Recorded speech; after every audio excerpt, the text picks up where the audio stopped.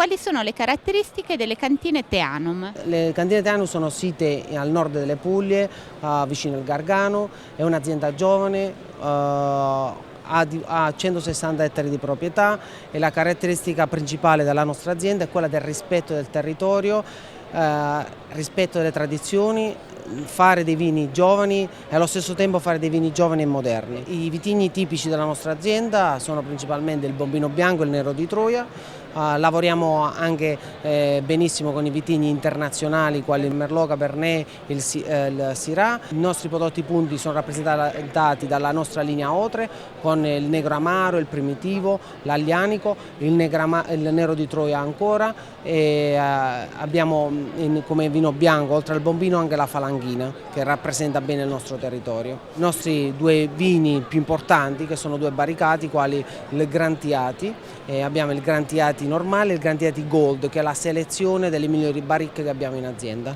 Che cosa ti ha spinto a fare l'enologo? La passione perché mio padre aveva un'azienda familiare, da bambino ho visto sempre fare il vino e per me il vino era parte